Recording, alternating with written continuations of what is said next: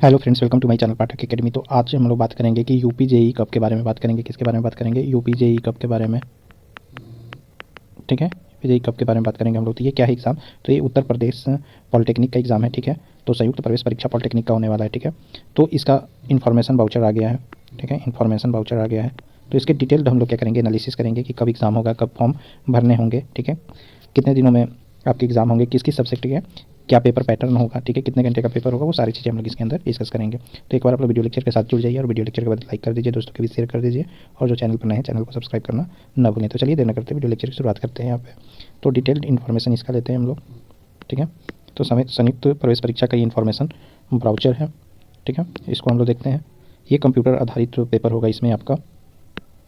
ठीक है, कंप्यूटर आधारित प्रवेश परीक्षा होगा।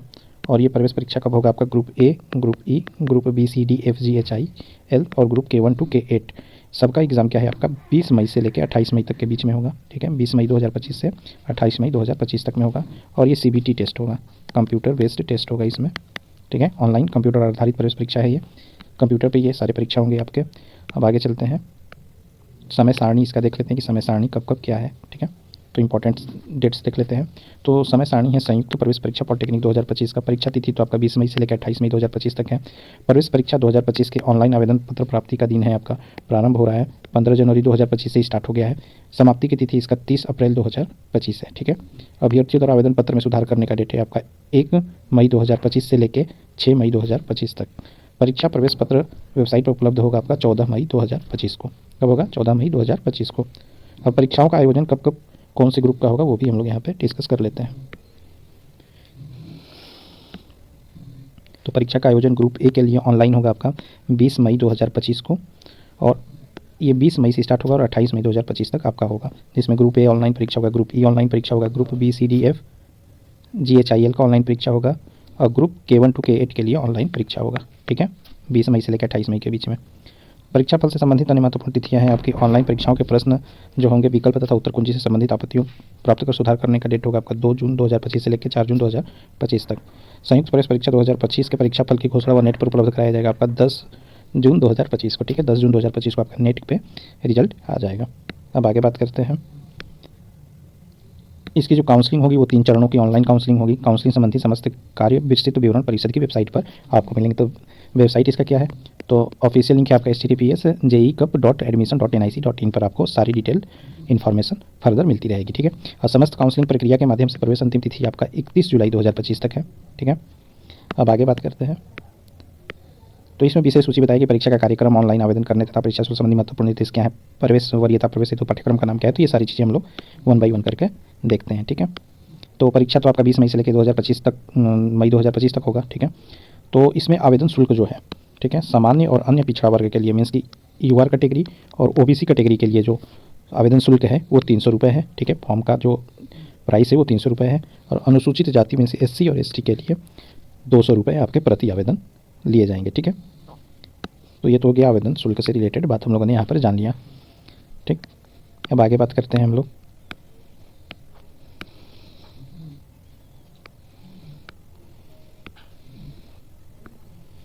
अब यहाँ पर अलग अलग कोर्स हैं, उनका टाइम पीरियड दिया है, अवधि कितने साल का होता है। ठीक है, न्यूनतम शैक्षिक अर्हता क्या है?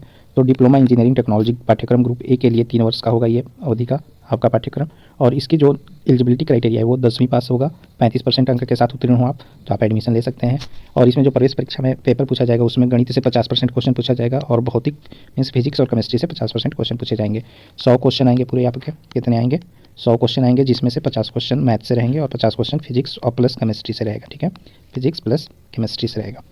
ठीक है, अब यहाँ पे ग्रुप बी है जो आपका एग्रीकल्चर इंजीनियरिंग होगा, ये भी 3 साल का होगा। इसमें भी जो आपका शैक्षिक अर्हता है, एलिजिबिलिटी क्राइटेरिया है 10वीं पास होगा कृषि के साथ, और न्यूनतम 35% अंक के साथ आप उत्तीर्ण हो, या आप हाई स्कूल परीक्षा किसी विषय के साथ उत्तीर्ण न होकर इंटरमीडिएट मतलब 10+2 परीक्षा किसी विषय के साथ उत्तीर्ण हो तो भी अभ्यर्थी ग्रुप हेतु पात्र है। ठीक है, तो मीन्स कहने का क्या मतलब कि 10th में आपके कृषि के साथ न्यूनतम 35% अंक है तो आप एग्रीकल्चर इंजीनियरिंग का फॉर्म भर सकते हैं ग्रुप बी का। और या तो आपके हाई स्कूल में अगर कृषि नहीं है तो इंटरमीडिएट में कृषि सब्जेक्ट है तो आप भी भर सकते हैं। ठीक है, तो यहाँ पर खंड 1 में जो आपका पूछा जाएगा गणित से आपको 50% मार्क्स के पूछे जाएंगे क्वेश्चन, मीन्स 50 क्वेश्चन गणित से रहेंगे, और फिजिक्स तथा रसायन और कृषि से मिलाकर 50% आप करेंगे। ठीक है, फिजिक्स से प्लस केमिस्ट्री से प्लस एग्रीकल्चर से मिलाकर आपके 50% क्वेश्चन पूछे जाएंगे, 50 क्वेश्चन रहेंगे। ठीक है, पूछे जाएंगे आपके सिर्फ 100 क्वेश्चन। ठीक है, तो जितने भी क्वेश्चन एग्जाम है आपका पॉलिटेक्निक का, उस सारे में 100 क्वेश्चन आपके पूछे जाएंगे।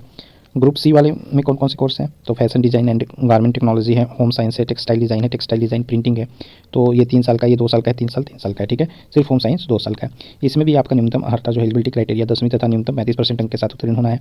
जिसमें अंदर आपका जो इंट्रेंस एग्जाम होगा उसका सिलेबस क्या होगा, मीन्स कौन कौन से सब्जेक्ट पूछे जाएंगे? तो अंग्रेजी हिंदी कंप्रहेंशन 20% पूछे जाएंगे, ठीक है।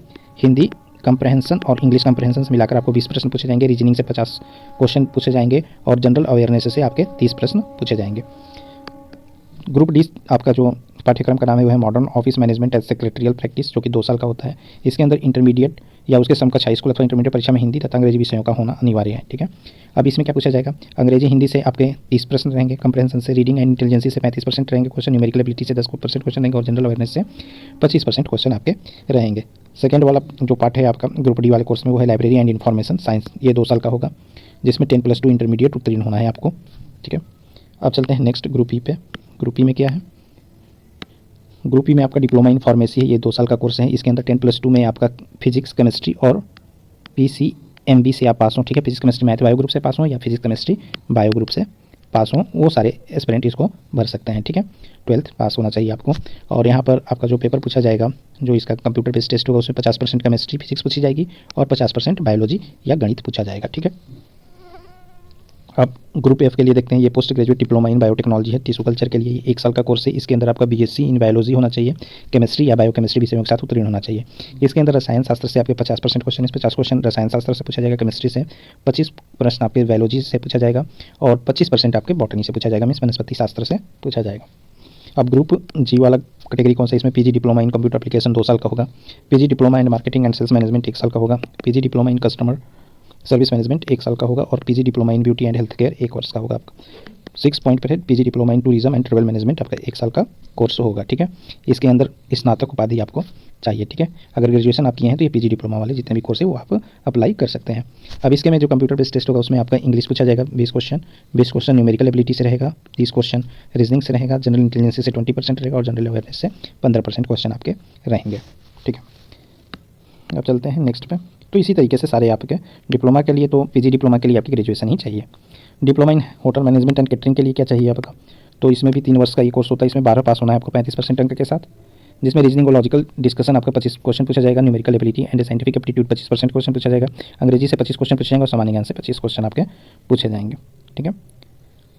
अब है ग्रुप आई में। ग्रुप आई में diploma in aircraft maintenance engineering है, जो कि 3 साल का है। Diploma in aircraft maintenance aeronautics 3 साल का है और एवियोनिक्स और aircraft maintenance engineering helicopter and power plants 3 साल का है। इसके लिए आपका 10+2 में 50% मार्क्स के साथ आप PCMB सब्जेक्ट से पास आउट होने चाहिए, ठीक है। फिजिक्स केमिस्ट्री मैथ ग्रुप से, तो आप इसको भर सकते हैं। इसके अंदर आपको क्वेश्चन पूछा जाएगा, केमिस्ट्री से 50% क्वेश्चन रहेंगे, फिजिक्स और केमिस्ट्री मिला के, और गणित से 50 क्वेश्चन पूछे जाएंगे आपको एंट्रेंस टेस्ट में, ठीक है। इसी तरह के है डिप्लोमा इंजीनियरिंग पाठ्यक्रम में द्वितीय वर्ष में प्रवेश, जो कि लेटरल एंट्री से होता है। इसके लिए आपको इंटरमीडिएट पास होना होगा अथवा 10th के साथ ITI या पास है तो इसको अप्लाई कर सकते हैं। और सबके डिटेल इस तरह 1 by 1 करके आपके दिए हुए हैं, ठीक है। अब ग्रुप के लेटरल एंट्री प्रवेश के लिए भी आपका ये सारा दे रखा है, ठीक है। इसको आप लोग अच्छे से देख लेना। और इसकी मिनिमम एज क्वालिफिकेशन क्या है? तो आप 14 वर्ष हैं या 14 वर्ष से ऊपर हैं तो आप इस फॉर्म को भर सकते हैं। इसमें PH के कैंडिडेट के लिए भी, फिजिकली डिसेबल कैंडिडेट के लिए भी सीट्स हैं क्या है आपके रिजर्व्ड हैं, ठीक है, रिजर्व्ड है। तो इसके लिए क्या है, एक विशिष्ट संस्थान है PH कैंडिडेट के लिए, वो है doctor Ambedkar institute of technology for दिव्यांग जन, उत्तर प्रदेश कानपुर में स्थापित है। तो इसमें दिव्यांगजन भाइयों का एडमिशन होगा। इस संस्थान में architecture, assistantship, computer science and engineering तथा modern office management and secretarial practice पाठ्यक्रम चल रहे हैं। इस संस्थान में दिव्यांग छात्रों को निःशुल्क शिक्षण, छात्रीय सुविधा, छात्रावास में आवासरत 150 छात्र छात्राओं को 1,000 प्रतिवर्ष फूड सब्सिडी अनुमन्य है तथा संस्था की निःशुल्क यूनिफॉर्म भी प्रदान की जाती है। इस संस्था में पात्र अभ्यर्थियों को उत्तर प्रदेश सरकार द्वारा नियमानुसार छात्रवृत्ति भी प्रदान की जाती है, ठीक है। तो दिव्यांग के लिए स्पेशल यूनिवर्सिटीज़ कॉलेज हैं आपके लिए। और यहाँ पे शिक्षण शुल्क की यहाँ पर बात कर रखा है, ठीक है। तो एडमिशन के बाद हम लोग बात कर लेंगे। तो ये पूरा इन्फॉर्मेशन वाउचर आपका दे रखा है, इसको आप लोग 1 by 1 करके पढ़ सकते हैं, ठीक है। कितने % सीट अलग अलग कास्ट या वर्ग के लिए आरक्षित हैं उसकी भी बात कर लेते हैं। तो SC कैटेगरी के लिए 21% सीटों का रिजर्वेशन है। एसटी कैटेगरी के लिए 2% सीट का रिजर्वेशन है, ओबीसी कैटेगरी के लिए 27% सीटों पर रिजर्वेशन है और आर्थिक रूप से कमजोर वर्ग के लिए 10% का रिजर्वेशन है। स्वतंत्रता संग्राम सेनानियों के लिए 2% का है। उत्तर प्रदेश के सेवानिवृत्त अथवा अपंग रक्षाकर्मियों अथवा युद्ध में मारे गए रक्षाकर्मियों तथा उत्तर प्रदेश में तैनात रहे कर्मियों के पुत्र पुत्रियों को मिलेगा आपका 5% का रिजर्वेशन और शारीरिक रूप से दिव्यांग जो अभ्यर्थी हैं उनको भी मिलेगा 5% का रिजर्वेशन और महिला अभ्यर्थियों के लिए 20% का रिजर्वेशन अनुमान्य है। ठीक है, तो अलग अलग कैटेगरी का अलग अलग रिजर्वेशन परसेंटेज दिया हुआ है। ठीक है, तो यहाँ पे सिलेबस की भी बात हम लोगों ने कर लिया। ठीक है, तो आई होप आपको अच्छे से सारी चीज़ें समझ में आ गई हों और जो नहीं समझ में आया हो उसको आप कमेंट बॉक्स में जरूर बताएं कि कौन सा पार्ट आपको समझ में नहीं आया, उसकी भी हम लोग बात यहाँ पर करेंगे। उसके पहले एग्ज़ाम का पैटर्न का बात कर लेते हैं कि एग्ज़ाम के पैटर्न में कैसे क्या नंबर आपको दिए जाएंगे। तो इसमें वस्तुनिष्ठ होंगे, इसकी मल्टीपल टाइप ऑब्जेक्टिव क्वेश्चन होंगे आपके।